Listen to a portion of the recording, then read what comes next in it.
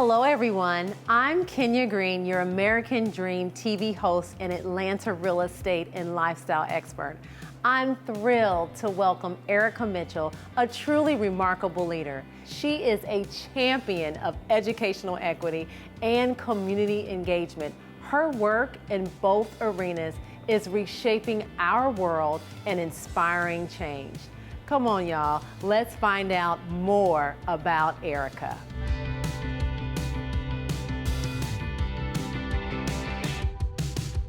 Erika, it is so nice to see you again, and thank you so much just for taking some time out of your crazy busy day. As a board member for the Atlanta Public Schools, what has been your most significant accomplishment in improving educational opportunities and outcomes for students? When I look at my time on the school board here, I look at it as a lens of a parent, and that's how I lead with my service. I'm fortunate to have been brought up in the city of Atlanta, so I understand the importance of education that Atlanta Public Schools have afforded my grandparents and my parents. I always think about, how do I honor the people who came before me?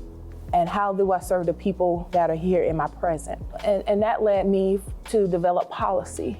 I saw there was some barriers and opportunities to improve our mental health for students. Conflict resolution, peer-to-peer counseling, literacy. And then I looked at, some other external factors. We talked about human trafficking, right?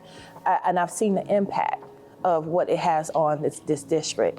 And so working with my colleagues to ensure that policies are written to serve, that policies are adopted that will be implemented with fidelity, and we'll get to the school level to have the impact that they need on the students. I appreciate you sharing that. And you touched a little bit on the equity piece of Yes. it. So how do you ensure that all students, regardless of background, have access to the same opportunities and resources? Because that's a huge one. Yes, it is big. I'll take you back when my parents were in school, the grandparents were in school, it was fighting for equality. Now it's fighting for equity. So if you look at the decisions you're making through an equitable lens, then you account for everybody and bringing everybody in the decision-making process. Because equity means so many different things to so many different people. Allocation of dollars, we look at equity allocations of resources because it channels from the school back up to us. And so we can make equitable decisions. And equity means meeting our students where they are. You've been a strong advocate for parent and community involvement in schools. What strategies have you found most effective in bridging gaps between schools, families, and local organizations?